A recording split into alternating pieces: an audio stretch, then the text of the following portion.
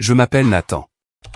J'ai 34 ans et ce soir, mon propre frère m'a empêché d'entrer dans la chambre d'hôpital de mon père, affirmant que je n'étais pas assez intelligent pour comprendre ce qui se passait. Avant de vous raconter comment le doyen de la faculté de médecine l'a personnellement remis à sa place et a révélé le secret que je gardais depuis une décennie, dites-moi dans les commentaires d'où vous regardez. Tout a commencé par un coup de téléphone que personne ne veut jamais recevoir. Il était 23h45 un mardi. J'étais encore dans mon laboratoire. La plupart des gens pensent que la science, ce sont des blouses blanches et des béchets bouillonnants pendant la journée, mais le vrai travail se fait quand le monde dort. Je regardais une ligne de code qui était sur le point de changer la façon dont nous traitons l'arrêt cardiaque. Mes yeux me brûlaient. Mon café était froid. Le silence de l'établissement était ma seule compagnie, et j'aimais ça. Puis mon téléphone a vibré contre le bureau métallique. L'écran s'est illuminé avec un nom que je n'avais pas vu apparaître depuis des mois. Maman. Je l'ai fixé une seconde. Ma mère n'appelait pas pour discuter. Elle appelait quand elle avait besoin de quelque chose ou quand quelque chose n'allait pas avec Cameron, mon frère aîné. J'ai failli laisser sonner jusqu'à la messagerie vocale. J'ai failli laisser le silence reprendre possession de la pièce. Mais un nœud s'est serré dans mon estomac. Cet instinct primal qui vous dit que le désastre frappe à la porte. J'ai glissé l'icône pour répondre. Nathan? Sa voix était aiguë, mince, brisée sur les bords. Je suis là, maman. Qu'est-ce qui ne va pas? C'est ton père, sanglota T.L. Le son était saccadé, terrifiant. Il s'est effondré. Nous sommes à l'hôpital mémorial. C'est le cœur, Nathan. Ils disent que c'est grave. Mon sang se glaça. Mon père et moi n'étions pas proches. Loin de là. Mais il restait mon père. J'arrive, dis-je, attrapant déjà mes clés. Cameron est là. Il est là, dit-elle, sa voix passant instantanément de la panique à une sorte d'étrange révérence. Dieu merci, Cameron est là. Il parle au médecin. Il prend les choses en main. Juste viens, Nathan. Même s'il n'y a rien que tu puisses faire. Même s'il n'y a rien que tu puisses faire. Ça a piqué. C'était une pique subtile. Un rappel de ma place dans la hiérarchie familiale, même au milieu d'une crise. Cameron était le sauveur. J'étais le spectateur. J'y serai dans 20 minutes, dis-je et raccrochai. Je n'ai pas couru vers une berline cabossée ni pris le bus, ce que ma famille supposait que je faisais. Je me suis dirigé vers le garage souterrain privé du siège de Biogen. Sous les lumières fluorescentes crues se trouvait ma voiture. C'était une Porsche 911 Turbo S noir sur noir. Elle ressemblait à une ombre qui avait appris à bouger. J'ai jeté mon sac sur le siège passager et me suis glissé derrière le volant. Le cuir a gémi doucement, un son de luxe que ma famille n'avait jamais associé à moi. J'ai appuyé sur le bouton de démarrage. Le moteur a rugi, un grondement profond et guttural qui a résonné contre les murs de béton. Je ne conduisais pas cette voiture aux réunions de famille. Je ne la conduisais pas au dîner de Noël. Pour eux, j'étais un pigiste qui s'en sortait difficilement, conduisant une Honda Civic de 10 ans que je gardais juste pour les apparences. Mais ce soir, il n'y avait pas de temps pour la mascarade. J'ai quitté le garage en trombe et j'ai foncé sur l'autoroute. Le compteur de vitesse a grimpé. 80, 90, 100. Les lumières de la ville se sont transformées en traînées de néon. Mon esprit n'était pas sur la route. Il était sur les données. Mon père avait des antécédents d'hypertension. S'il s'était effondré, c'était probablement une défaillance valvulaire ou un blocage massif. L'hôpital mémorial était bon, mais ils étaient sous-financés. Je le savais parce que j'avais lu leur rapport financier le mois dernier lorsque mon entreprise envisageait une subvention. Je suis arrivé à l'entrée des urgences 19 minutes plus tard. J'ai garé la Porsche dans l'ombre de la structure de stationnement, 2 niveaux plus haut, loin de l'entrée principale. Je ne pouvais pas risquer que Cameron la voie. Pas maintenant. J'ai pris une profonde inspiration, vérifié mon reflet dans le rétroviseur. T-shirt gris uni, jean usé, chaussures de course, et je suis sorti. Je devais ressembler à Nathan le décrocheur, pas à Nathan le PDG. L'air des urgences sentait l'antiseptique et le vieux café. C'était chaotique. Les infirmières passaient en courant avec des dossiers. Des brancards cahotaient dans les couloirs et le faible bourdonnement des conversations anxieuses remplissait la salle d'attente. Je les ai repérés immédiatement. Ma mère était assise sur une de ces chaises en plastique inconfortable, serrant son sac à main comme un bouclier. Son visage était pâle, ses yeux rouges. Cameron se tenait au-dessus d'elle. Cameron avait l'air de sortir tout droit d'un catalogue de série médicale. Il portait sa blouse blanche. Même s'il ne travaillait pas dans cet hôpital, il était chirurgien plasticien dans une clinique privée de l'autre côté de la ville. Il avait un stéthoscope autour du cou, probablement juste pour le spectacle. Il gesticulait sauvagement devant une infirmière à l'air fatigué. Je me suis approché d'eux. Maman. Elle leva les yeux larmoyants. Oh, Nathan, tu es venu. Comment va-t-il, ai-je demandé, regardant les doubles portes de l'unité de traumatologie. Avant qu'elle ne puisse répondre, Cameron se retourna. Il me toisa de haut en bas, sa lèvre se retroussant dans ce rictus familier. Il est dans un état critique, Nathan. Non pas que tu comprendrais la terminologie. Et c'est moi, dis-je, gardant ma voix égale. Quels sont ses signes vitaux? Est-il stabilisé? Cameron laissa échapper un petit rire sec et aigu. Signes vitaux. Tu regardes trop la télévision. Écoute, assieds-toi avec maman. Tiens-lui compagnie. Je m'occupe des aspects médicaux.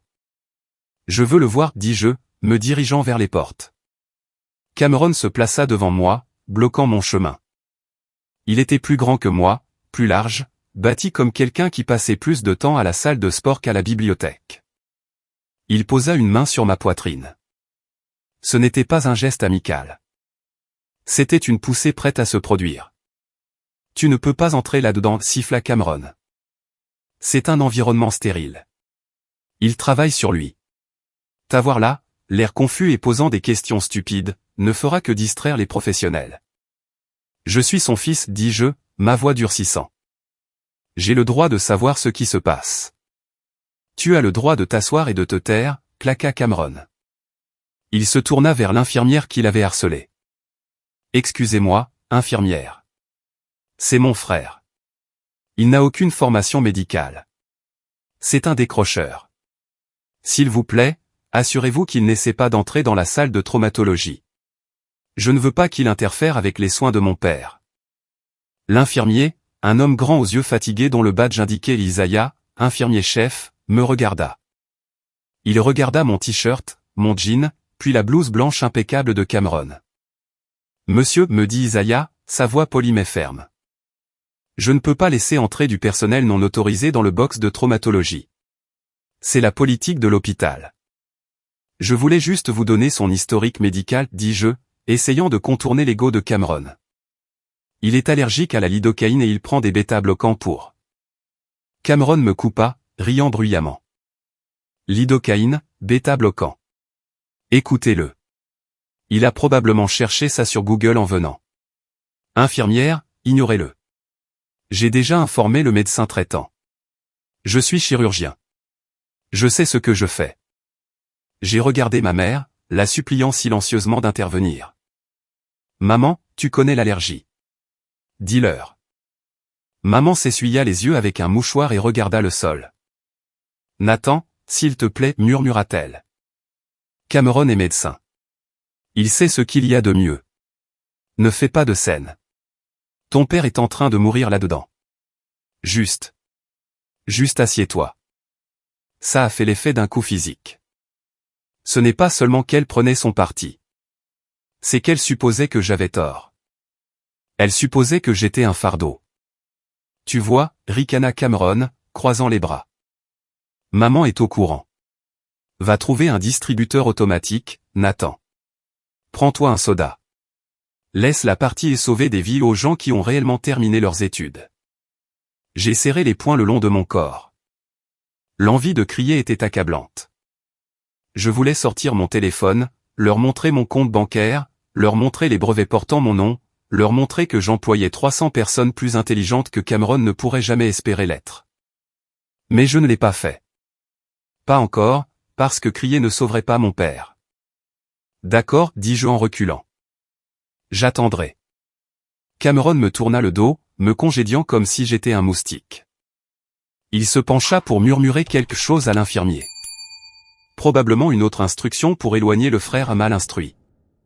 Je me suis dirigé vers le coin de la salle d'attente, mais je ne me suis pas assis. J'ai sorti mon téléphone. J'ai vu un message du docteur Grayson, le doyen de la faculté de médecine de cet hôpital. Système a signalé un Robert Bennett admis en traumatologie 1. Votre père? J'ai répondu rapidement. Oui, c'est grave. Mon frère me bloque. J'ai besoin de connaître la situation. 3 points sont apparus instantanément. Grayson était en train de taper. Je suis dans le bâtiment, j'arrive. Restez tranquille. Je me suis appuyé contre le mur froid, observant Cameron jouer son rôle de héros endeuillé pour le public de la salle d'attente. Il faisait les 100 pas, se frottant les tempes, l'air désemparé chaque fois qu'une infirmière passait. C'était une performance. Je le savais. Il ne se souciait pas de papa. Il se souciait d'être celui qui était aux commandes. Les portes de l'unité de traumatologie s'ouvrirent en grand. Un médecin en blouse bleue en sortit, l'air sombre. Cameron se précipita. « Docteur, je suis le docteur Bennett, son fils. Quel est le statut ?» Le médecin baissa son masque. « Il est en insuffisance cardiaque sévère, docteur Bennett. Sa valve mitrale s'est complètement effondrée. Nous l'avons stabilisé pour l'instant, mais son cœur est trop faible pour une chirurgie à cœur ouvert conventionnelle. Il ne survivra pas à la machine de circulation extracorporelle. » Ma mère laissa échapper un sanglot déchirant. Cameron pâlit. « Alors quelles sont les options ?» Il n'y a qu'une seule option, dit le médecin. Nous avons besoin d'un dispositif d'assistance ventriculaire, mais pas des modèles standards. Son anatomie est irrégulière. Il a besoin du système Atlink. Ma tête se redressa. Le Atlink, répéta Cameron, l'air confus. J'en ai entendu parler, mais c'est expérimental, n'est-ce pas? Il est en phase avancée d'essais cliniques, dit le médecin. C'est le seul dispositif assez petit et assez avancé pour pomper pour lui sans chirurgie ouverte. Mais en obtenir un. Il secoua la tête. Nous n'en avons pas en stock. Ils sont strictement contrôlés par le fabricant. Biogen. Obtenir une approbation prend des jours. Nous avons peut-être 3 heures. 3 heures. Cameron regarda maman, puis le médecin. Je vais passer quelques coups de fil, annonça-t-il, bombant le torse. Je connais des gens. J'ai des contacts au conseil médical. Je vais obtenir cet appareil. Il sortit son téléphone et commença à composer, s'éloignant vers un coin plus calme pour paraître important. Je me tenais là, à le regarder. Je savais exactement qui il appelait. Il appelait ses amis golfeurs. Il appelait des administrateurs de bas niveau. Il appelait des gens qui ne pouvaient pas autoriser une livraison de pizza, encore moins un prototype de dispositif médical. J'ai regardé le médecin. J'ai regardé les portes closes. Et puis j'ai regardé mon téléphone, le système Atlink, l'œuvre de ma vie, le dispositif que j'avais passé les 5 dernières années à perfectionner. La raison pour laquelle je dormais dans mon laboratoire, la raison pour laquelle j'avais abandonné mes études de médecine. J'ai déverrouillé mon téléphone et ouvert mon application de messagerie sécurisée. J'ai fait défiler jusqu'à un contact nommé Julien Compagnie. J'ai tapé 2 phrases. Code rouge. Hôpital Mémorial. J'ai besoin d'une unité Atlink ici dans 20 minutes. J'ai appuyé sur envoyer. Je n'avais pas besoin de passer des appels. Je n'avais pas besoin de supplier.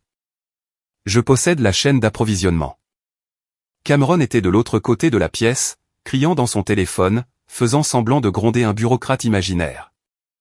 Savez-vous qui je suis? J'ai besoin de cet appareil. Je l'ai observé et j'ai senti une résolution froide et dure s'installer dans ma poitrine. Ce soir, le décrocheur allait donner au docteur une leçon qu'il n'oublierait jamais. Pendant que Cameron faisait les 100 pas dans le couloir, aboyant des menaces vides dans son téléphone portable, je me tenais dans le coin, observant l'aiguille des secondes de l'horloge murale. Chaque seconde était un battement du cœur défaillant de mon père. Ma mère pleurait toujours sur la chaise en plastique. Je voulais aller vers elle, la prendre dans mes bras, mais je savais ce qui se passerait. Elle se raidirait. Elle demanderait pourquoi je ne faisais rien d'utile, comme aller chercher du café pour Cameron. Cela n'avait pas toujours été comme ça. Ou peut-être que oui, et j'étais juste trop jeune pour le voir. Mon esprit a dérivé 10 ans en arrière. Le jour où la rupture s'est produite, le jour où je suis devenu le mouton noir. J'avais 24 ans, 3 ans d'études de médecine. J'étais en tête de ma promotion, mais j'étais malheureux. Non pas parce que le travail était difficile, c'était trop facile, trop lent. Nous mémorisions des manuels des années 90 alors que la technologie progressait à toute vitesse. J'avais une idée pour une valve biosynthétique qui pourrait s'adapter au flux sanguin d'un patient. Je l'ai montré à mes professeurs. Ils ont ri. Ils m'ont dit de me concentrer sur mes examens d'anatomie et d'arrêter de rêver. Alors, j'ai fait un choix. J'ai choisi l'avenir plutôt que la tradition. J'ai choisi le risque. Je me suis souvenu du salon de la maison de mes parents. L'odeur de la cire de citron et de la déception. J'avais convoqué une réunion de famille pour leur annoncer que je prenais un congé pour créer une entreprise de biotechnologie grâce à une subvention que j'avais obtenue. « Tu fais quoi ?» avait demandé mon père. Son visage était devenu d'une teinte violette que je n'avais jamais vue auparavant. Il était assis dans son fauteuil en cuir, le trône d'où il jugeait le monde. « Je mets mes études en pause, papa, dis-je, serrant mon plan d'affaires comme un bouclier. J'ai des investisseurs. Cette technologie, elle peut sauver des millions de vies. Je ne peux pas le faire tout en mémorisant des noms d'os pour la 10e fois. Tu arrêtes, dit Cameron. Il était assis sur le canapé, déjà résident, portant déjà son arrogance comme une seconde peau. Il arrête, papa. Il ne supporte pas la pression. Je n'arrête pas, ai-je rétorqué. Je pivote. C'est une opportunité unique. C'est une erreur, dit maman, la voix tremblante. Nathan, nous avons tant sacrifié pour que tu ailles à la fac de médecine. Les frais de scolarité, les prêts. C'est l'autre chose, dis-je, sentant une boule dans ma gorge. J'ai besoin du reste de mon fonds d'études, l'argent que grand-mère a laissé pour mon éducation. Je peux l'utiliser comme capital d'amorçage. Je le rembourserai avec intérêt dans 2 ans.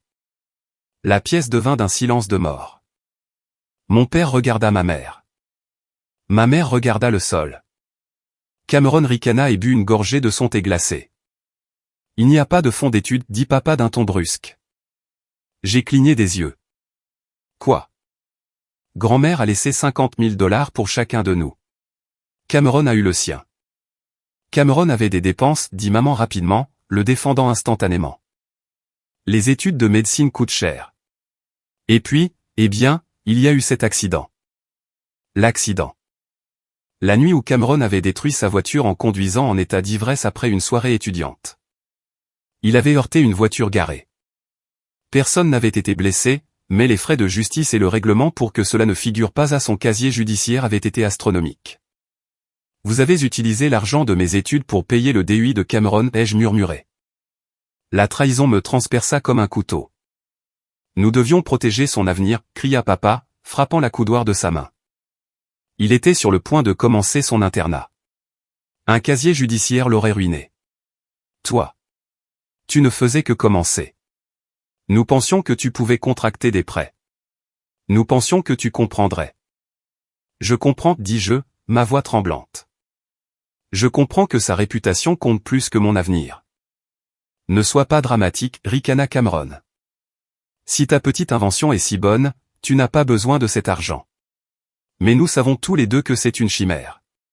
Tu es juste paresseux, Nathan. Tu cherches toujours la solution de facilité. Sors d'ici, dit papa. Il se leva et montra la porte.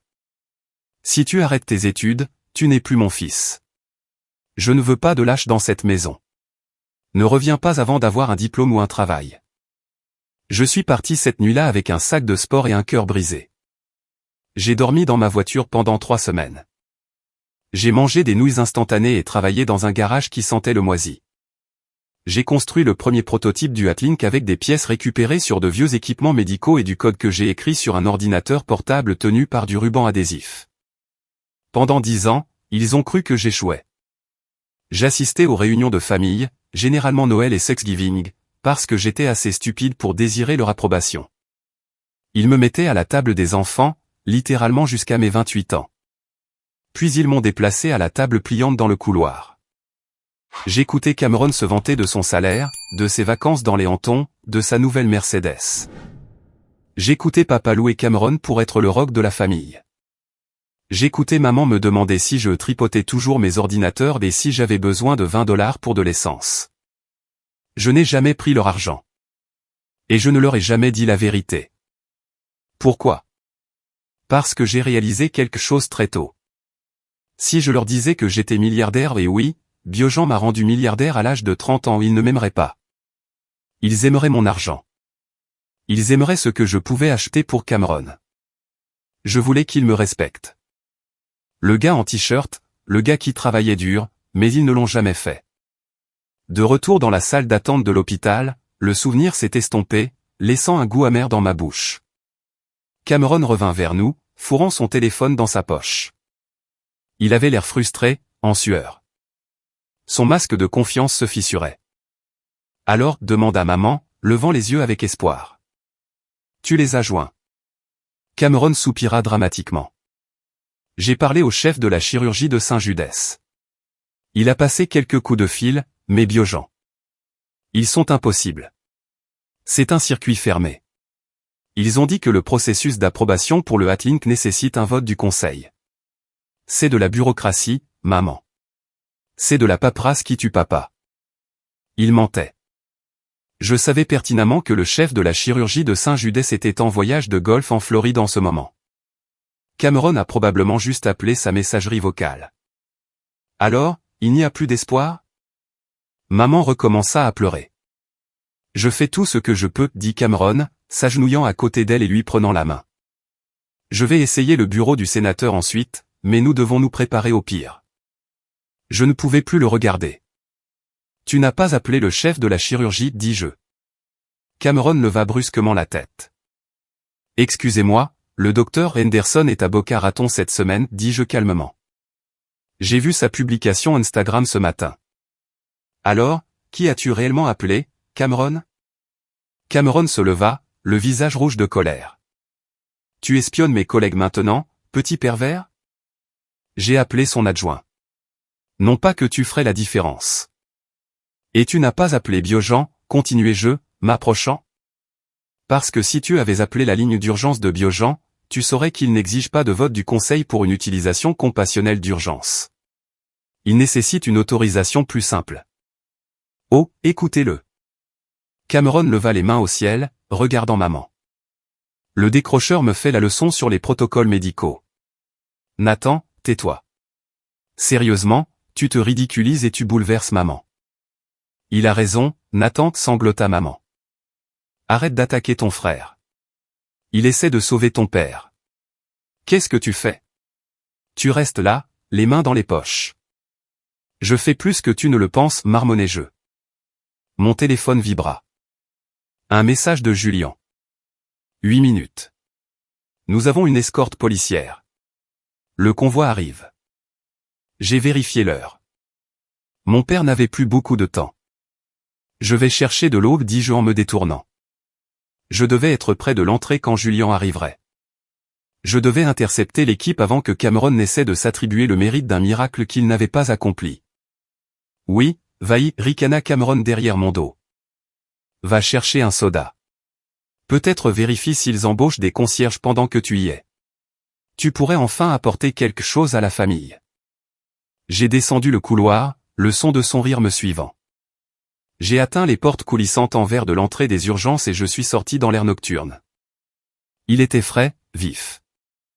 J'ai regardé dans la rue. Au loin, j'ai vu des lumières bleues clignotantes.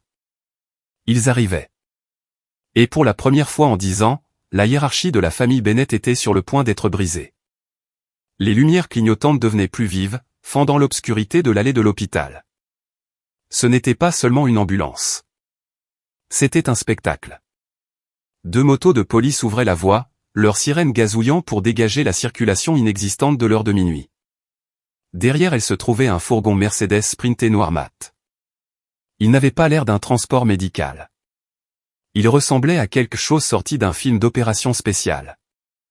Sur le côté, en lettres noires brillantes presque invisibles sur la peinture, figurait le logo Biogen. Mon logo. Je me tenais au bord du trottoir, les mains dans les poches, regardant ma création arriver. À l'intérieur de la salle d'attente derrière moi, le chaos du cœur mourant de mon père se déroulait.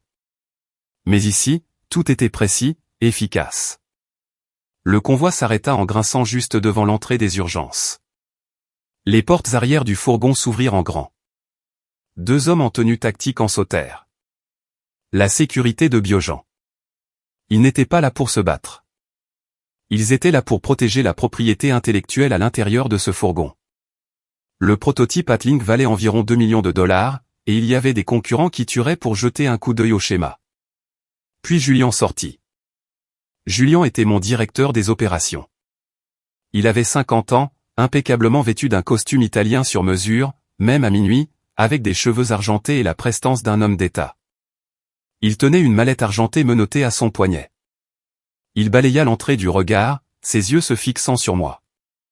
Je lui fis un subtil hochement de tête, un mouvement microscopique qui lui disait « Je suis là, mais continue ton chemin ». Julian hocha la tête en retour et se tourna vers les gardes de sécurité de l'hôpital qui accouraient. L'air confus et alarmé. « Livraison médicale Biogen » annonça Julian, sa voix portant clairement. « Autorisation prioritaire 1 pour le patient Robert Bennett. Dégagez le passage. » Je me suis retourné et suis rentré aux urgences, calant ma réentrée sur le début de l'agitation. Quand je suis revenu dans la salle d'attente, l'atmosphère était passée de la tristesse à la confusion. Tout le monde regardait vers l'entrée. « Que se passe-t-il » demanda maman, essuyant ses yeux.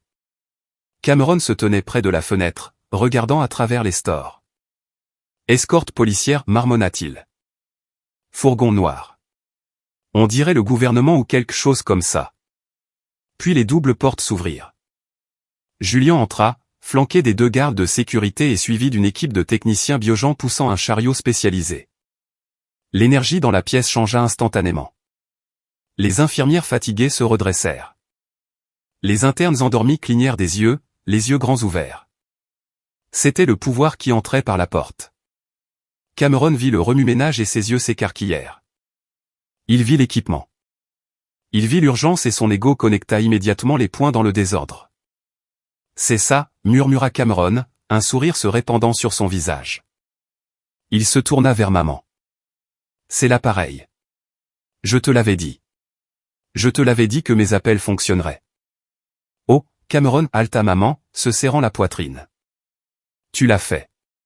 Tu l'as sauvé. » Je me tenais près du distributeur automatique, observant cette farce se dérouler. C'était presque impressionnant la rapidité avec laquelle Cameron s'appropria le succès. Il ne savait même pas à quoi ressemblait le fourgon 10 secondes auparavant. Et maintenant, il était l'architecte de son arrivée. Cameron ajusta sa blouse blanche, lissa ses cheveux et s'avança vers Julian comme un général conquérant. « Par ici » cria Cameron, agitant la main. « Je suis le docteur Bennett. C'est moi qui ai coordonné cela. » Julian s'arrêta. Il regarda Cameron avec un mélange de confusion polie et de dédain professionnel. Les gardes de sécurité ne s'y hirent même pas. « Docteur Bennett » demanda Julian, sa voix froide. « Oui, Robert Bennett est mon père » dit Cameron, tendant la main. « Je suppose que vous venez du fournisseur. Bon timing. J'étais justement au téléphone avec le bureau du sénateur pour faire avancer ça. Je suis content que vous ayez enfin eu le feu vert. » Julian ne lui serra pas la main. Il regarda au-delà de Cameron, balayant à nouveau la pièce. Il me cherchait. Je suis resté dans l'ombre. Pas encore, Julian. Laisse-le creuser le trou plus profondément. Nous sommes ici avec l'unité Atling, dit Julian, s'adressant généralement à la pièce, mais gardant ses yeux en mouvement. Mais nous ne sommes pas ici à cause d'un sénateur. Nous sommes ici parce que le président a autorisé un déploiement en code rouge. Le président ? Cameron rit nerveusement. D'accord. D'accord. Eh bien, peu importe qui a signé le papier, je ne manquerai pas d'envoyer une note de remerciement. Maintenant, donnez-moi l'appareil. Je dois le remettre à l'équipe de traumatologie. Cameron tendit la main vers la mallette argentée menottée au poignet de Julian. L'un des gardes de sécurité s'avança, bloquant Cameron avec un mur de muscles. « Ouah » dit Cameron, reculant, les mains levées. « Du calme, Rambo. Je suis médecin. Cet appareil est une technologie propriétaire, dit Julien d'une voix calme. Il nécessite une activation biométrique par le détenteur autorisé. Il ne peut être remis à du personnel non autorisé. Je suis non autorisé. Cameron balbutia. Je suis le fils du patient. Je suis chirurgien. Êtes-vous certifié Biogen pour la cybernétique, demanda Julien. Eh bien, non, mais... Alors vous n'êtes pas autorisé, déclara Julien. Il se tourna vers l'infirmier-chef, Isaiah, qui était sorti de derrière le comptoir. Infirmier, emmenez-nous au patient. Nous devons préparer l'interface immédiatement. Par ici, dit Isaiah, l'air stupéfait. Alors qu'il se dirigeait vers les portes du service de traumatologie, Cameron s'empressa de suivre. Ressemblant à un chiot qui avait été frappé mais qui essayait toujours de suivre son maître. Attendez. Je viens aussi, cria Cameron. Maman, reste ici. Je vais m'assurer qu'il l'installe correctement. Je les ai vus disparaître à travers les portes battantes. Ma mère rayonnait, des larmes de joie coulant sur son visage. As-tu vu ça, Nathan, me demanda-t-elle, la voix pleine de fierté.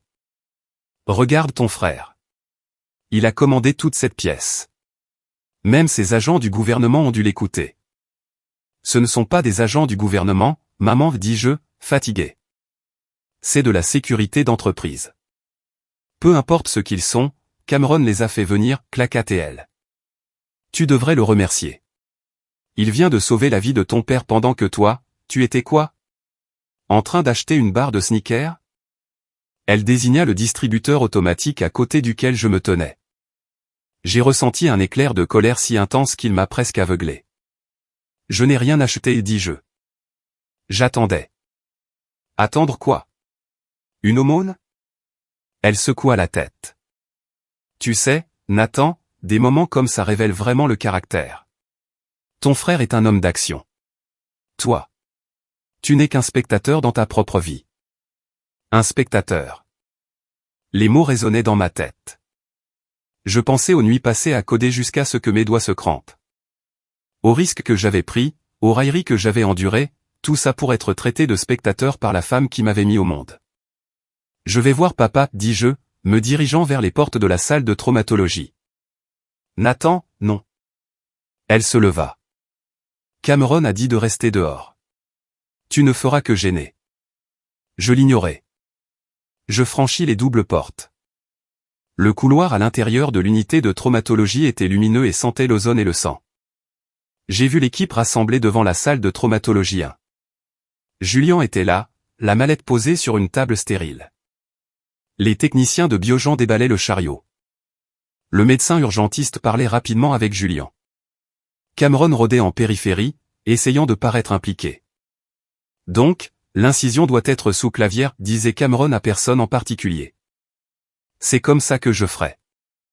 Monsieur, veuillez reculer, dit un technicien sans lever les yeux. Je m'approchai du groupe. Nathan, siffla Cameron en me voyant. Qu'est-ce que tu fais là? Maman, j'ai dit à maman de te garder dehors. Je dois être ici, dis-je. Sors, grogna Cameron, me saisissant le bras. Tu me fais honte. Ce sont des professionnels de haut niveau. Ils ne veulent pas d'un décrocheur qui respire leur air. En fait, la voix de Julien coupa le bruit. Il se retourna. Il regarda Cameron me tenant le bras. Ses yeux se plissèrent. Y a-t-il un problème? Demanda Julien.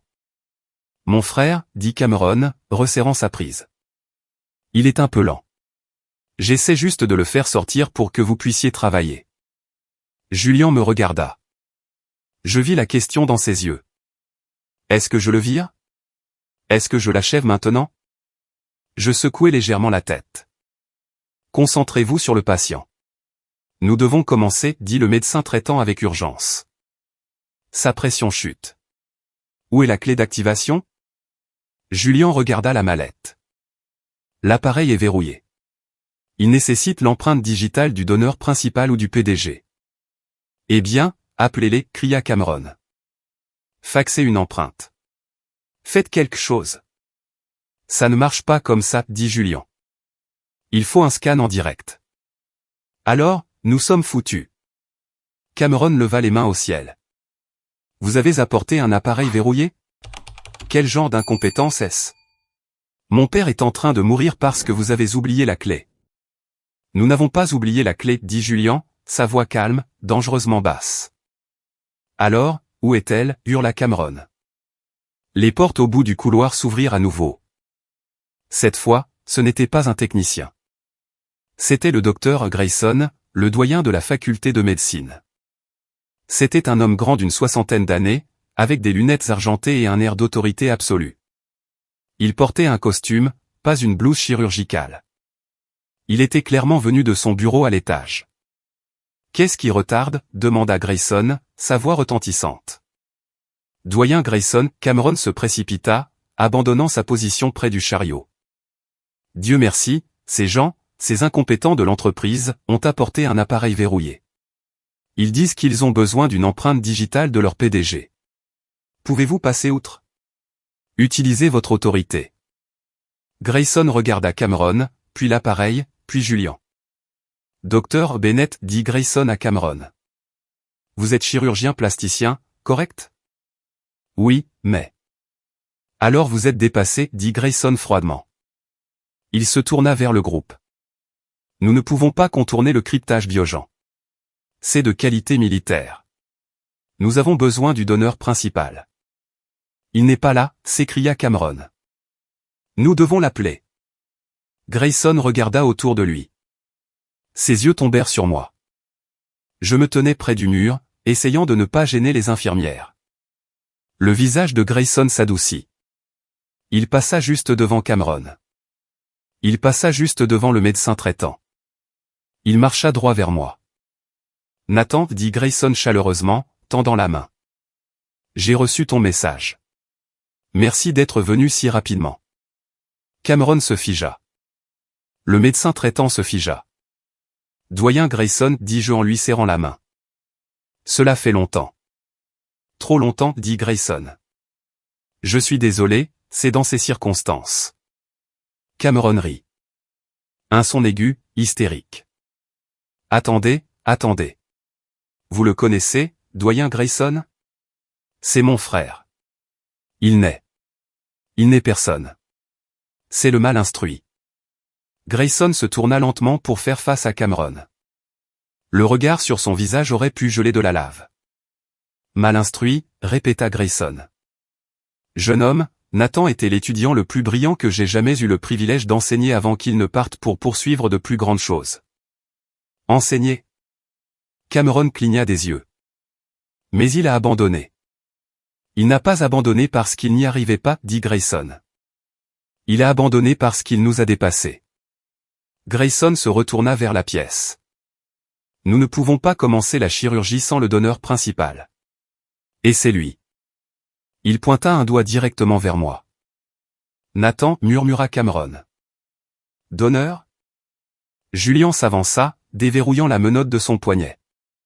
Il plaça la mallette sur la table devant moi. Monsieur le Président, dit Julian, assez fort pour que tout le monde entende. L'appareil est prêt pour votre autorisation. Je m'avançai. Les infirmières s'écartèrent comme la mer Rouge. Je m'approchai de la mallette argentée. J'ai regardé Cameron. Sa bouche était ouverte. Ses yeux allaient de moi à la mallette à Julian. Nathan, dit-il à nouveau, sa voix tremblante. Que se passe-t-il? Je ne lui ai pas répondu. J'ai posé mon pouce droit sur le pavé du scanner sur le dessus de la mallette. Une lumière verte balaya le métal. Bip. Identité confirmée. Nathan Bennett, cofondateur Biogen. La mallette a cliqué et sifflé à mesure que les joints hydrauliques se relâchaient. Le couvercle s'ouvrit, révélant la pompe cardiaque en titane étincelante posée sur un lit de velours bleu. Préparez-le, dis-je au médecin traitant. Je veux une télémétrie complète sur mon téléphone, et je veux que le docteur Grayson supervise la procédure. Oui, monsieur, dit le médecin, les yeux écarquillés. Attendez, balbutia Cameron, me saisissant l'épaule. PDG de Biogen. Tu répares des ordinateurs. Tu conduis une Honda. J'ai repoussé sa main de mon épaule. J'ai brossé l'endroit où il m'avait touché comme pour essuyer de la saleté. Je conduis une Porsche, Cameron, dis-je doucement. Et je ne répare pas les ordinateurs. J'invente l'avenir. Je me suis tourné vers Julian. Installe le moniteur à distance dans la salle de visionnage VIP. Je veux assister à la chirurgie. Oui, Nathan. Julian dit, et Julian ajoutait je. Monsieur, mon frère reste dans le couloir, dis-je. Il n'est pas autorisé. Je me suis retourné et me suis dirigé vers la salle de décontamination, laissant Cameron là, le son du moniteur cardiaque en phase avec l'effondrement de tout son monde. La transition du couloir chaotique à la terrasse d'observation VIP fut comme de passer d'une zone de guerre à un sanctuaire. La terrasse d'observation était une pièce au mur de verre surplombant la salle d'opération. Elle était silencieuse, insonorisée, et sentait l'eau citronnée et le cuir coûteux. Je m'assis dans le fauteuil ergonomique, regardant à travers la vitre. En dessous, l'équipe bougeait avec précision. Ils avaient ouvert la poitrine de mon père. Le sang rouge de la chirurgie est généralement perturbant pour les gens, mais pour moi, c'était de la mécanique. C'était un problème en train d'être résolu. Dr. Grayson se tenait à côté de moi. C'est une merveille, Nathan, dit-il doucement, observant les chirurgiens insérer le dispositif Atlink.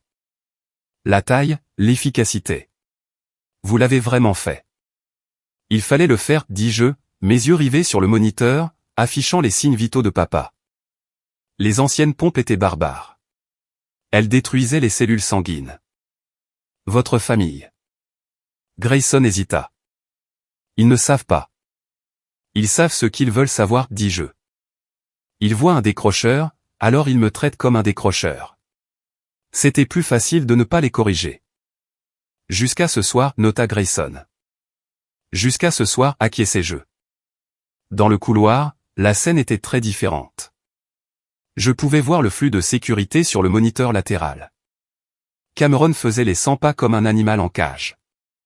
Il se disputait avec Isaiah, l'infirmier-chef. Je suis son fils, criait Cameron, bien que le son soit assourdi. J'exige d'entrer. Mon frère ment.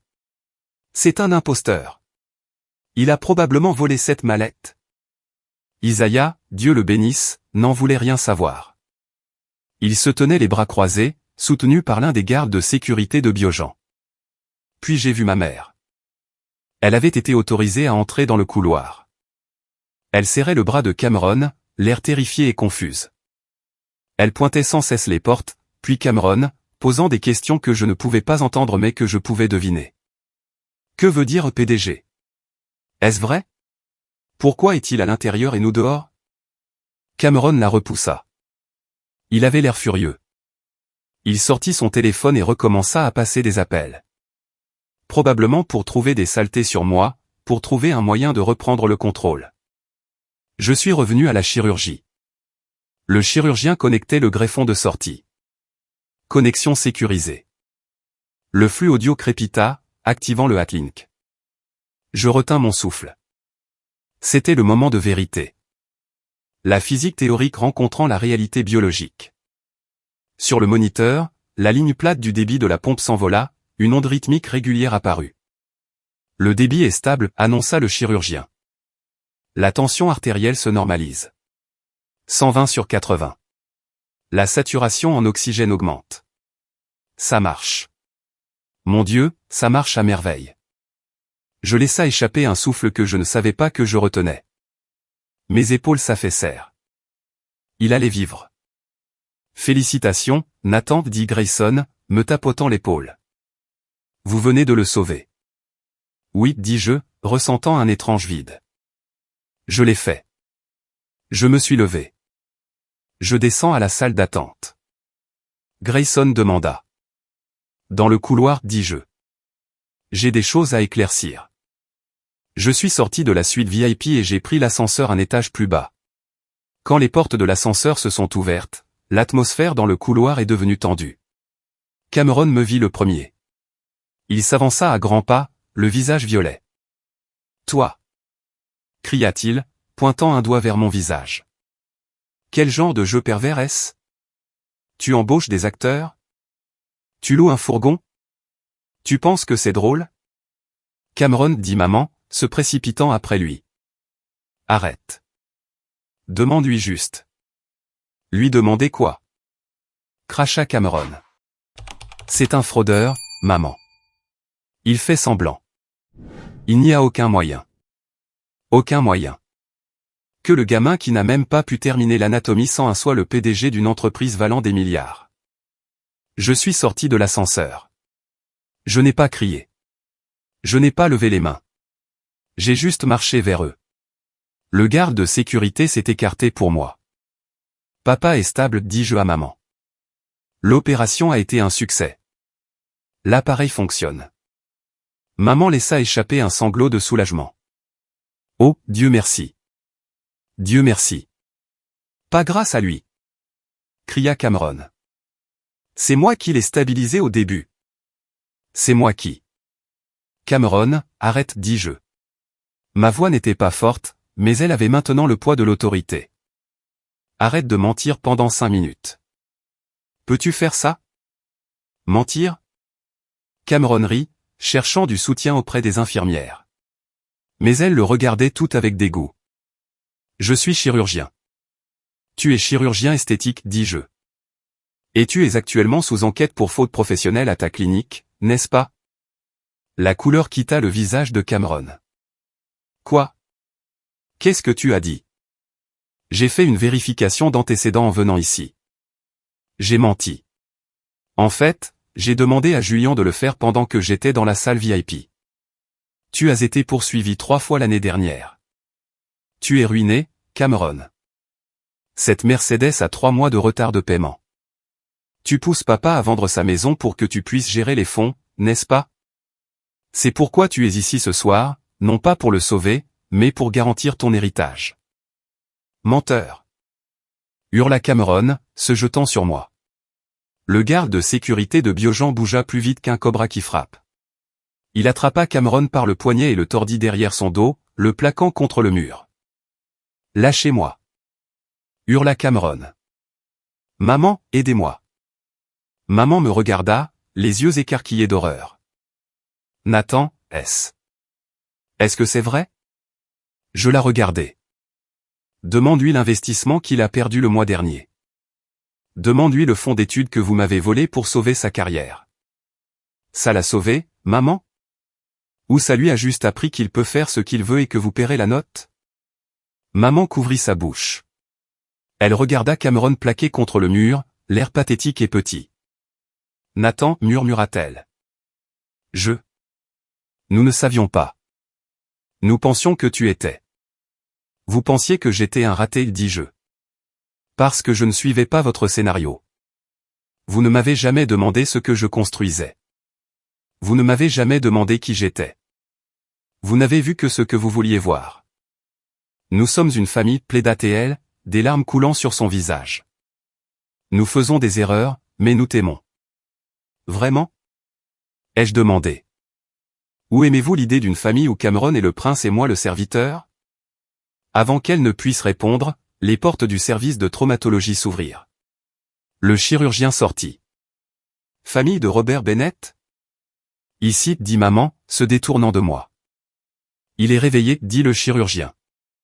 Il est groggy, mais il demande. Eh bien, il demande le médecin qui l'a sauvé. Cameron lutta contre le garde. C'est moi. Laissez-moi partir. Je dois voir mon père.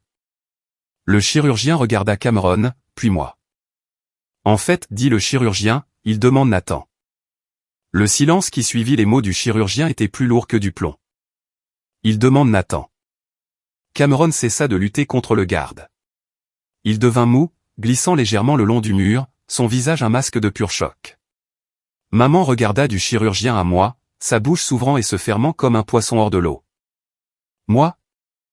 Ai-je demandé, ma voix légèrement brisée. Je ne m'y étais pas attendu. Je m'attendais à ce que papa se réveille et demande Cameron. C'était le scénario. C'était toujours le scénario. Oui, monsieur, dit le chirurgien avec respect. Il nous a entendu parler pendant la préparation. Nous? Eh bien, le docteur Grayson a peut-être mentionné qui était le donneur avant que l'anesthésie ne fasse pleinement effet. J'ai pris une grande inspiration. D'accord, je vais y aller. Je viens aussi. Dit maman, s'avançant. C'est mon mari. Je regardai le chirurgien. Il hocha la tête. La famille est autorisée, mais soyez bref. Pas de stress. Laissez-le partir, dis-je au garde de sécurité qui tenait Cameron.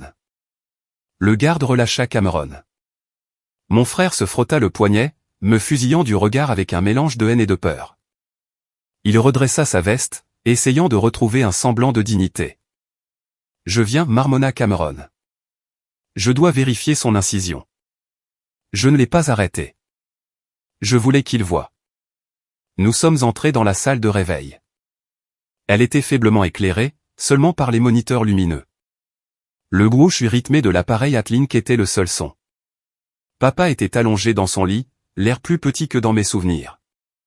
Sa peau était pâle, comme du papier. Des tubes entraient et sortaient de lui, mais ses yeux étaient ouverts. Ils passèrent devant maman. Ils passèrent devant Cameron. Ils se posèrent sur moi. Nathan, murmura-t-il. Sa voix était faible, dépouillée de son autorité habituelle. Je m'approchai du lit. Je suis là, papa. Ils m'ont dit, murmura-t-il. Une machine? Ta machine? Oui, dis-je. C'est une pompe à lévitation magnétique. Elle bat pour toi en ce moment. Papa ferma les yeux une seconde, puis les rouvrit. Il regarda Cameron, qui planait au pied du lit. Cameron, dit papa. Je suis là, papa, dit rapidement Cameron, s'avançant. Je me suis assuré qu'il suivait le protocole. Je supervisais le tout. Tais-toi, haleta papa. Cameron se figea. Quoi? Tais-toi, répéta papa, luttant pour respirer. J'ai entendu les infirmières parler. Tu as essayé de le bloquer. Je te protégeais, argumenta Cameron, sa voix montant en panique. Ce n'est pas un médecin. Je ne savais pas qu'il avait un gadget secret. Tu as bloqué mon fils, dit papa, chaque mot un effort. Il me regarda de nouveau. Il y avait quelque chose dans ses yeux que je n'avais jamais vu auparavant. Pas de l'amour exactement, mais du respect ou peut-être de la peur. Tu as construit ça, me demanda papa. Oui, dis-je. Tu es riche, demanda-t-il. J'ai failli rire. Bien sûr, c'était ça la question. Non pas es-tu heureux, non pas es-tu fier, mais es-tu riche? Oui, papa, dis-je. Je suis très riche. Pourquoi ne l'as-tu pas dit, demanda maman de l'autre côté du lit, lui serrant la main. Pourquoi nous as-tu laissé te traiter comme ça? Je ne vous ai rien laissé faire, dis-je froidement. Vous avez choisi de me traiter comme ça. Vous avez choisi de croire qu'un diplôme était la seule mesure de la valeur. Vous avez choisi de voler mon fonds d'études. Vous avez choisi de me faire asseoir à la table des enfants. Nous faisions ce que nous pensions être le mieux, s'écria maman. Nous voulions te motiver. Non, dis-je. Vous vouliez me cacher parce que je ne rentrais pas dans le tableau. Papa essaya de s'asseoir, grimaçant de douleur. Nathan, l'argent, les frais médicaux. Cela doit coûter une fortune. Oui, dis-je. La chirurgie et l'appareil coûtent environ 300 000 $. Cameron haleta. Maman devint pâle. Mais ne vous inquiétez pas, dis-je. J'ai payé. Le soulagement inonda leur visage. Je l'ai vu. La tension quitta les épaules de papa. Maman lui serra la main. Il pensait que tout était redevenu normal. Le chèque était signé. Le problème était résolu. Merci, mon fils, dit papa, respirant plus facilement. Tu es un bon garçon. Nous avons beaucoup à discuter. Des affaires. Cameron a des difficultés avec la clinique. Peut-être que tu pourrais investir. Aider ton frère. Garder ça en famille. Je l'ai regardé. Je n'arrivais pas à y croire. Il avait failli mourir il y a 10 minutes. Je venais de lui sauver la vie. Et son premier instinct était de m'utiliser pour soutenir Cameron à nouveau. C'était une maladie. Et j'étais le remède, mais pas de la manière qu'il pensait. Non, dis-je. Le mot resta suspendu dans l'air. Quoi, demanda papa, confus. J'ai dit non et répétai-je fermement. J'ai payé pour la chirurgie, papa. C'était mon acte de charité. C'était moi qui vous remboursais le toit que vous m'avez donné quand j'étais enfant. Nous sommes quittes. Quitte, demanda maman, sa voix tremblante.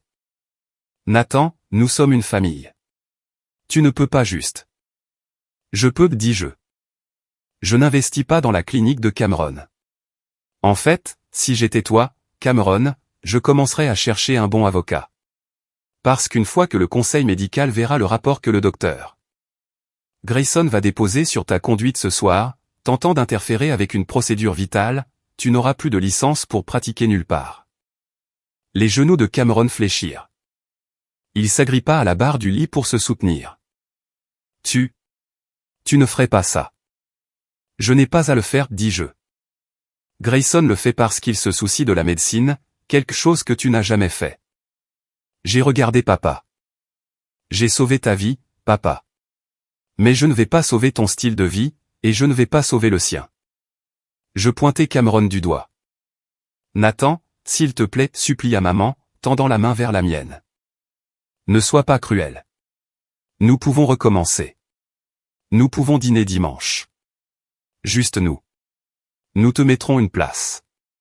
En bout de table. J'ai regardé sa main, ses ongles manucurés, la bague en diamant que papa lui avait achetée avec son bonus la même année où il m'avait dit qu'il n'y avait pas d'argent pour mes études. Je ne veux pas du bout de table, maman, dis-je doucement.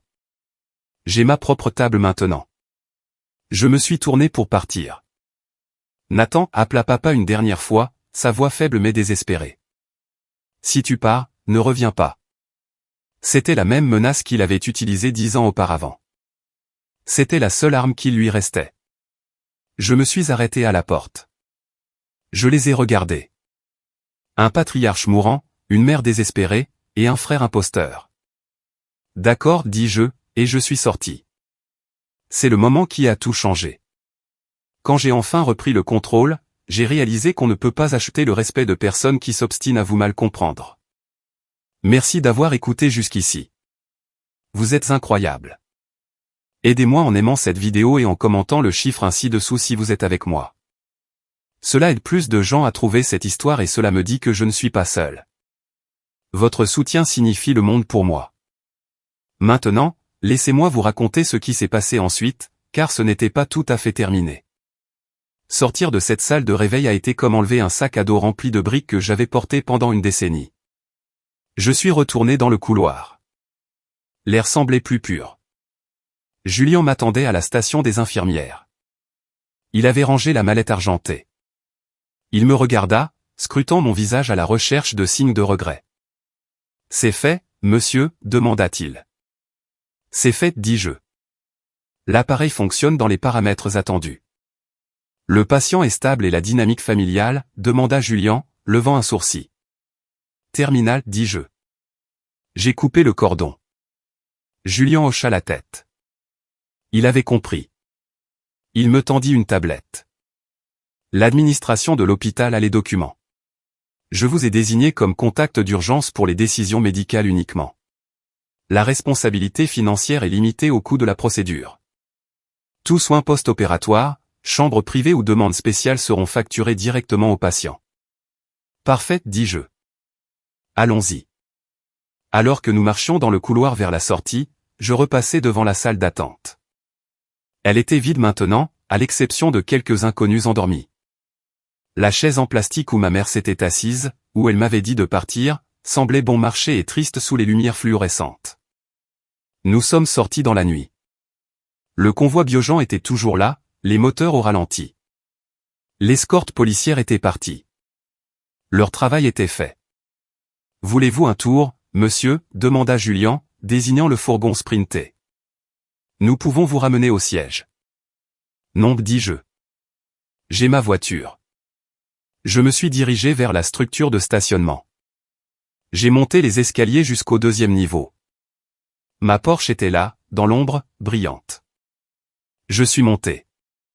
L'odeur du cuir m'a de nouveau enveloppé. Mais cette fois, je n'avais pas l'impression de mettre un déguisement.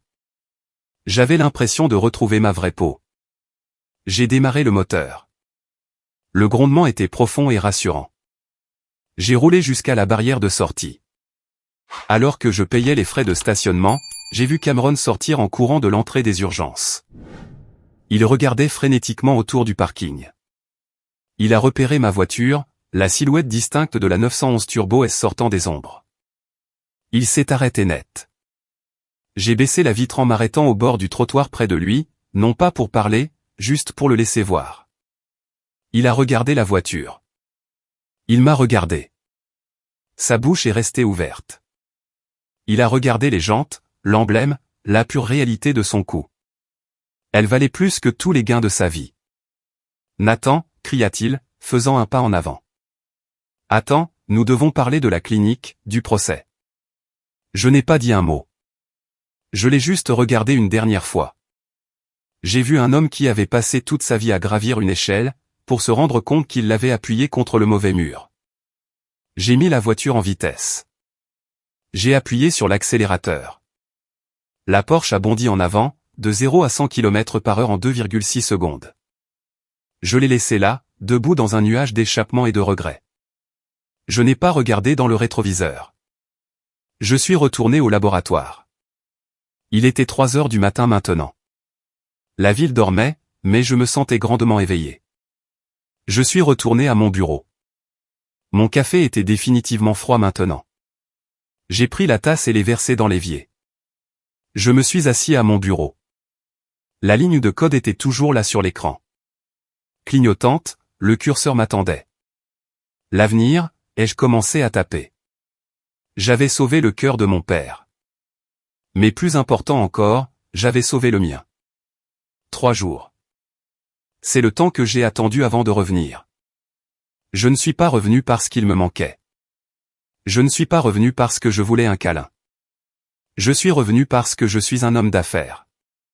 Et en affaires, on boucle toujours la boucle. On finalise toujours le contrat, même si l'autre partie a manqué à toutes les obligations morales qu'elle vous devait. Pendant ces 3 jours, mon téléphone avait été une source constante de bruit. 17 appels manqués de maman, 5 de papa, 0 de Cameron. Les messages vocaux étaient une magistrale leçon de gaslighting. Ils allaient de « nous sommes tellement inquiets pour toi » à « nous devons discuter de la logistique de la sortie » et enfin, le classique « nous sommes une famille, Nathan, arrête de nous punir ». Les punir. J'étais assis dans mon bureau au mur de verre surplombant la skyline. Enfin, respirant librement pour la première fois de ma vie. Le silence n'était pas une punition. C'était la paix. Mais je devais revenir. J'avais signé une garantie financière temporaire pour la procédure Atlink.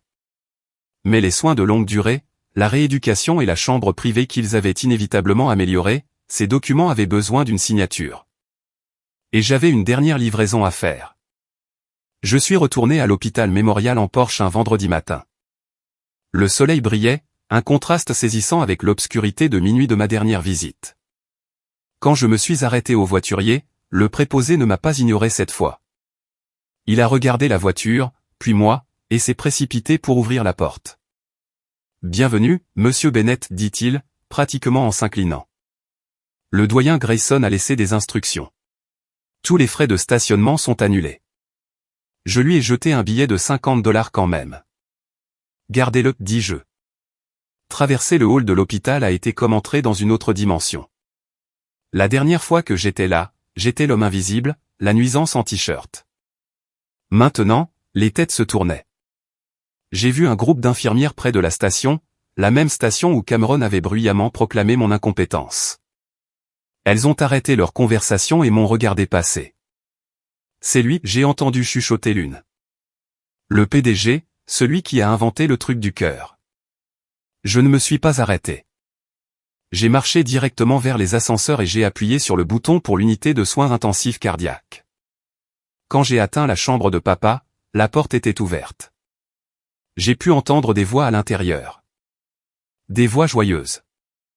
Le genre de bonheur performatif que les gens affichent quand ils pensent que tout est redevenu normal. Et puis nous convertirons la tanière ensuite de récupération pour vous, Robert, disait maman. Cameron dit que vous avez besoin d'une exposition sud pour une meilleure guérison. Je peux superviser les infirmières à domicile. La voix de Cameron s'est fait entendre. Elle manquait de son arrogance habituelle. Sonnant plus mince, plus désespérée, mais il essayait toujours de diriger le navire. Je m'assurais qu'il suive les protocoles. Je me suis arrêté dans l'embrasure de la porte. La conversation est morte instantanément. Papa était assis dans son lit, l'air nettement mieux. La couleur était revenue à ses joues. Il mangeait de la gelée d'hôpital comme si c'était un steak. Maman s'occupait de ses oreillers. Cameron était assis dans la chaise des visiteurs, portant un costume qui avait l'air d'avoir dormi dedans. Nathan, dit papa. Sa voix était plus forte maintenant. Il posa sa cuillère. Tu es venu. Je suis ici pour signer les papiers de sortie, dis-je, restant près de la porte. Je ne suis pas entré complètement dans la pièce. C'était une limite que j'avais fixée dans mon esprit. Entre. Maman agita la main, son sourire tendu et anxieux. Ne reste pas là comme un étranger. Regarde ton père. C'est un miracle. Un vrai miracle. C'est de la technologie, maman l'a corrigé je. Pas un miracle. Eh bien, quoi que ce soit, nous sommes reconnaissants, dit-elle. Elle s'approcha et essaya de me serrer dans ses bras. Je ne l'ai pas étreinte en retour. Je suis resté raide comme une planche jusqu'à ce qu'elle recule, l'air blessé. Nathan, dit papa, s'éclaircissant la gorge. Assieds-toi. Nous devons parler de tout. Je suis resté debout. Je n'ai pas beaucoup de temps, papa. J'ai une réunion du conseil à 14 heures. C'est plus important qu'une réunion du conseil, dit papa, son ancien ton autoritaire essayant de refaire surface, mais échouant. C'est ta famille. Nous avons beaucoup réfléchi, ta mère et moi. Vraiment? Ai-je demandé. Oui, papa hocha la tête. Nous réalisons que nous avons peut-être sous-estimé ta carrière. Nous ne comprenions pas ce que tu faisais avec ces ordinateurs, mais maintenant que nous savons. Eh bien, nous voulons en faire partie. Nous sommes fiers de toi, mon fils. Fiers. Le mot avait le goût de la cendre. Ils étaient fiers du résultat. Ils étaient fiers du statut. Ils n'étaient pas fiers des 10 années de lutte qu'il avait fallu pour en arriver là. Et papa continua en regardant Cameron. Nous pensons qu'il est temps d'enterrer la hache de guerre. Ton frère, il est dans une situation difficile, Nathan. Cameron baissa les yeux vers ses chaussures. Il avait l'air abattu, mais je savais mieux. Un serpent ne cesse pas d'être un serpent simplement parce qu'il mue. Quel genre de situation difficile? Ai-je demandé, jouant le jeu. La clinique, marmonna Cameron. Le procès que tu as mentionné. Celui que tu as trouvé lors de ta vérification d'antécédents. C'est compliqué. Il gèle mes avoirs. Je ne peux pas accéder à mes comptes. Et ai-je poussé? Et les frais médicaux de papa vont être astronomiques, dit Cameron, levant les yeux suppliants. La rééducation seule coûte 10 000 par mois. Les médicaments, les scanners de suivi. Maman et papa, ils n'ont pas ce genre de liquidité. Leur retraite est liée à la maison. Donc, vous demandez de l'argent? Ai-je déclaré platement. Nous demandons de l'aide, interjeta maman doucement. Tu as tellement, Nathan. Nous avons vu les nouvelles. Nous avons cherché ton entreprise. Tu vaux des millions. Nous avons juste besoin d'un prêt relais pour traverser cette période. Un prêt? Répétez-je. Comme le fonds d'études. Était-ce un prêt? Papa tressaillit. C'est du passé, Nathan. Pourquoi continues-tu à ramener de vieilles querelles? Nous parlons de survie en ce moment. Je suis content que tu aies soulevé la question de la survie, dis-je. Je tendis la main dans ma sacoche en cuir parce que j'ai apporté quelque chose pour vous. Ce n'est pas un chèque, mais ça vous aidera à survivre. J'ai sorti une épaisse enveloppe Kraft. Ce n'étaient pas les papiers de sortie. Je l'ai jetée sur le lit, directement sur les genoux de papa. Elle a atterri avec un bruit sourd. Qu'est-ce que c'est? Demanda papa, la ramassant d'une main tremblante. Ouvre-la, dis-je. Papa ouvrit le fermoir et sortit la pile de documents. Il ajusta ses lunettes. Maman se pencha par-dessus son épaule. Cameron regardait depuis sa chaise. Un regard d'horreur croissante sur son visage. C'est un relevé bancaire, papa plissa les yeux. De la clinique de Cameron. Continue de lire, dis-je. Papa tourna la page, puis une autre. Son visage devint gris. Je ne comprends pas, murmura papa. Virement vers des holdings offshore. Retrait pour des jeux d'argent en ligne. 200 000 $. Ce n'est pas son argent, papa, expliquai-je, ma voix calme et clinique. C'est de l'argent du budget de fonctionnement de la clinique. Mais regarde la page suivante. C'est celle qui compte vraiment. Papa tourna la page. Il haleta. C'est le compte de retraite de ta mère, dit papa, regardant Cameron. Pourquoi ton nom figure-t-il sur un bordereau de retrait de 50 000 $? La pièce devint d'un silence de mort. Le seul son était le bourdonnement de la climatisation dans la ventilation. Cameron se leva, sa chaise raclant bruyamment le sol. C'est une erreur. C'était un investissement. Je gérais leur portefeuille. Tu as falsifié sa signature, Cameron, dis-je. J'ai demandé à mes experts comptables de l'examiner hier. Tu as siphonné leurs économies liquides il y a 3 mois. C'est pourquoi tu étais si désespéré que je paie pour la chirurgie. Tu savais que le chèque rebondirait si maman essayait de l'écrire. Maman couvrit sa bouche, les yeux écarquillés d'horreur. Elle regarda son garçon chéri. Cameron, dis-moi que ce n'est pas vrai. Cet argent, c'était pour nos soins de longue durée. Cameron recula contre le mur. J'allais le remettre. J'avais un coup sûr. Un investissement crypto. Il a juste craché. J'allais le doubler pour vous. Tu l'as joué. Rugit papa. Sa voix était faible. Mais la colère était réelle. Il jeta les papiers sur Cameron. Les papiers volèrent partout, flottant comme des feuilles mortes. Tu nous as volés. Après tout ce que nous t'avons donné. Je n'ai pas volé. Cria Cameron, des larmes coulant sur son visage. J'ai emprunté parce que je devais maintenir les apparences. Vous attendiez de moi que je sois le riche docteur. Vous attendiez la Mercedes. Vous attendiez les dîners coûteux. D'où pensiez-vous que l'argent venait? La clinique est en faillite. Elle l'est depuis 2 ans. Donc, tu as volé tes parents, dis-je. Et puis tu as essayé de m'empêcher de sauver la vie de papa parce que tu avais peur que je regarde les finances. Cameron s'effondra sur le sol, enfouissant sa tête dans ses mains. Il sanglotait maintenant, des sanglots rauques. Maman s'assit sur le bord du lit, fixant le mur. Son monde s'écroulait. Le récit qu'elle avait construit pendant 30 ans. Cameron le sauveur, Nathan l'échec, venait d'être inversé. Papa me regarda. Il avait l'air vieux, vaincu. Nathan, murmura-t-il. Je ne savais pas. Je sais que non, dis-je. Parce que tu n'as jamais regardé. Tu n'as jamais vérifié ses comptes parce que tu aimais l'histoire qu'il te racontait. Et tu n'as jamais vérifié mes comptes parce que tu détestais l'histoire que tu pensais que je racontais. Je me suis dirigé vers la table et j'ai sorti les vrais papiers de sortie et la facture de la procédure Atlink. Voici la réalité, dis-je. J'ai posé la facture sur la table de chevet.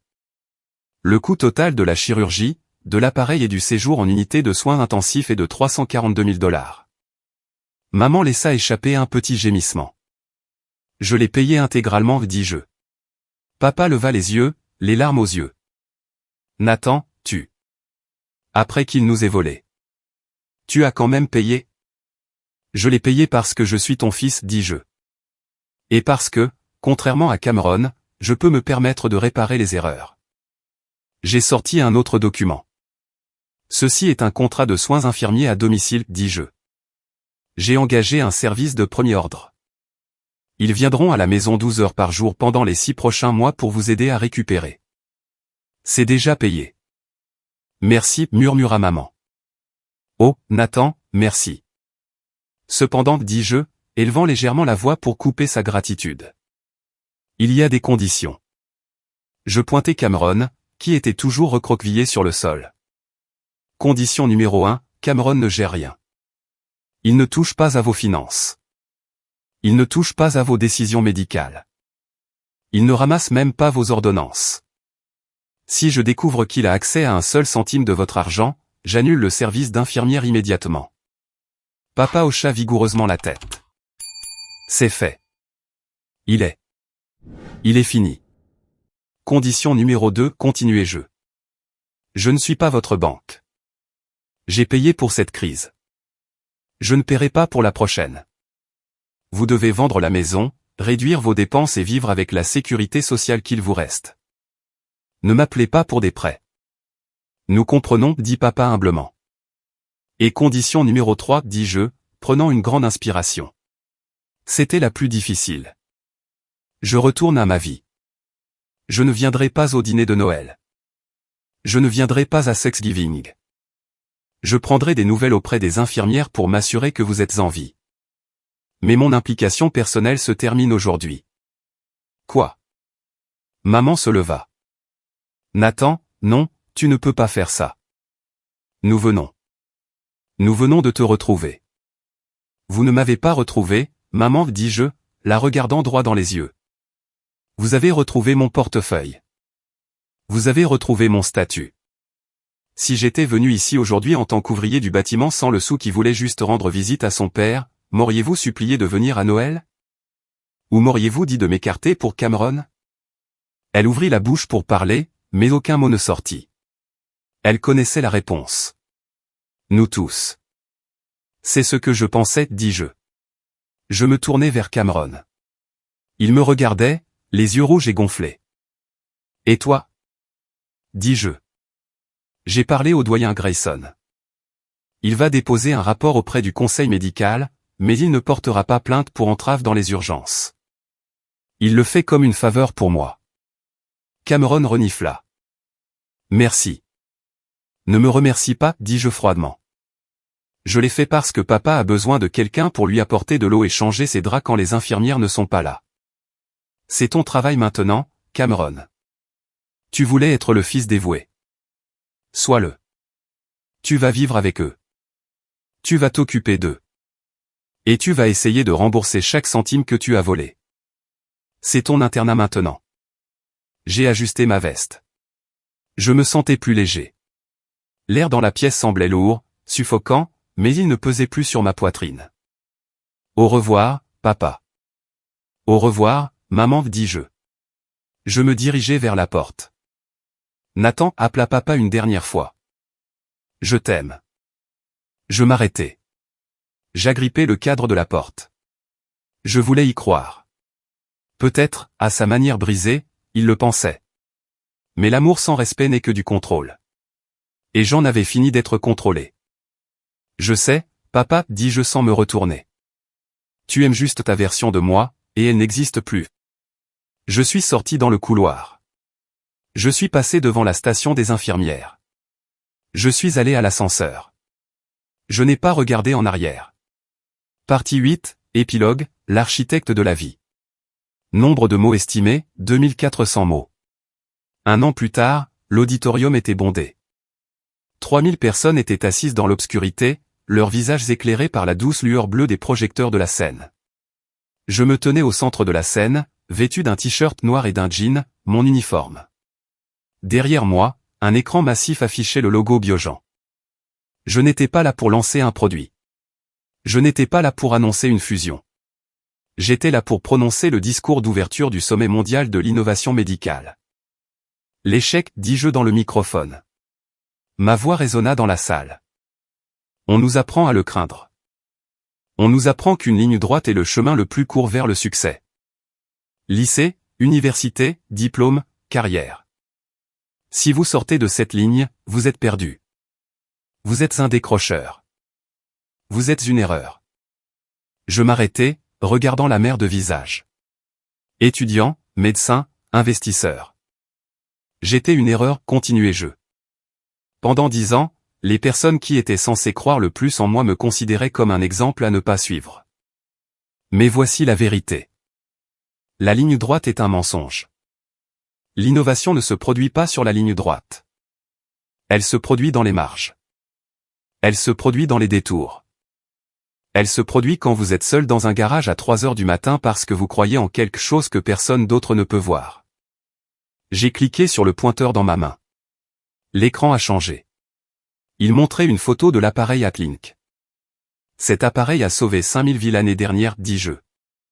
Il a été construit par un décrocheur. Il a été construit par une déception. Des applaudissements ont parcouru la pièce, se transformant en un rugissement. J'ai attendu qu'il se calme. Aujourd'hui, j'annonce la bourse Bennett 10 jeux. L'écran a changé à nouveau, montrant le nouveau programme de bourse, mais ce n'est pas pour les étudiants avec un GPA de 4,0. Ce n'est pas pour les majors de promotion. Cette bourse est pour les perturbateurs, ceux qui demandent pourquoi pas au lieu de comment, ceux qui ne rentrent pas dans le moule. Nous investissons 50 millions de dollars pour trouver la prochaine génération d'échecs et leur donner les outils pour changer le monde. La foule est devenue folle. Alors que je quittais la scène, Julien m'attendait dans les coulisses. Il me tendit une bouteille d'eau. Bon discours, patron, dit-il. Twitter est déjà en tendance. #TheBennettWay. Merci, Julien, dis-je, prenant une gorgée. Des nouvelles de l'autre affaire? Julien hocha la tête. Il sortit une tablette de son sac. Le rapport mensuel de l'enquêteur privé. Vous aviez demandé à le voir. J'hésitais. Une partie de moi voulait dire non. Une partie de moi voulait laisser cette porte fermée pour toujours. Mais la curiosité est le vice d'un scientifique. J'ai pris la tablette. Il y avait une photo prise à distance avec un téléobjectif. Elle montrait une petite maison de plein pied délabrée en banlieue. La pelouse était envahie. Sur le porche, un vieil homme était assis dans un fauteuil roulant, regardant fixement la rue. C'était papa. Il avait l'air frêle, beaucoup plus vieux que son âge. À côté de lui se tenait un homme en polo taché, fumant une cigarette. Il avait l'air épuisé. Ses cheveux s'éclaircissaient, son ventre débordait de sa ceinture. Il tenait une cuillère, essayant de nourrir le vieil homme. C'était Cameron. J'ai zoomé sur le visage de Cameron. L'arrogance avait disparu. L'ego du docteur avait disparu. À sa place se trouvait une profonde et creuse résignation. Il ressemblait à un homme purgeant une peine à perpétuité. Il a perdu sa licence définitivement, raconta Julien doucement. L'examen du conseil médical a été brutal. Il travaille à temps partiel comme représentant commercial en équipement médical, poste de débutant, mais il passe la plupart de son temps à s'occuper de vos parents. Votre mère? Elle montre des signes de démence précoce. Il s'occupe de ça aussi. Et la maison? Ai-je demandé. Ils ont vendu la grande maison pour rembourser les dettes que Cameron a accumulées, dit Julien. Ils sont solvables, à peine. Le service d'infirmière que vous avez payé s'occupe du gros du travail, mais Cameron fait les nuits. Il est. Eh bien, il est exactement là où vous lui aviez dit qu'il serait. J'ai regardé la photo pendant longtemps. Il n'y avait aucune joie à la voir. Aucun élan de victoire, juste une reconnaissance calme et sombre de la gravité. Ils avaient créé un monde où l'image était tout. Et maintenant, ils étaient piégés dans une réalité où l'image ne signifiait rien. Ils demandent de mes nouvelles? Ai-je demandé. Votre mère écrit des lettres, dit Julien. Nous les interceptons selon votre protocole. Voulez-vous les lire? J'ai secoué la tête. Non. Classez-les. J'ai rendu la tablette à Julien. Allons-y. Nous avons du travail à faire. Nous sommes sortis de l'enceinte vers le quai de chargement. Ma voiture m'attendait. Pas la Porsche aujourd'hui. Aujourd'hui, je prenais l'hélicoptère. Nous avions une réunion à Tokyo dans 12 heures. Alors que l'hélicoptère décollait, s'élevant au-dessus de la ville, j'ai regardé le quadrillage des rues. Quelque part là-bas, dans une petite maison à la peinture écaillée, ma famille dînait. Peut-être parlait-il du passé. Peut-être me regardait-il aux informations. J'ai alors réalisé que je ne les haïssais plus. La haine demande de l'énergie. La haine est une connexion. Je ne ressentais rien d'autre qu'une pitié distante, comme en regardant une vieille photographie de personnes que l'on a autrefois connues. J'ai regardé l'horizon. Le soleil se couchait, peignant le ciel en or et violet. J'ai pensé au gamin qui dormait dans sa voiture. J'ai pensé au gamin à qui on avait dit qu'il ne valait rien. J'ai posé ma main sur ma poitrine. Je pouvais sentir mon propre cœur battre, régulièrement, fort, intact. Je n'étais pas un décrocheur. Je n'étais pas une victime. J'étais Nathan Bennett. Et j'avais enfin obtenu mon diplôme.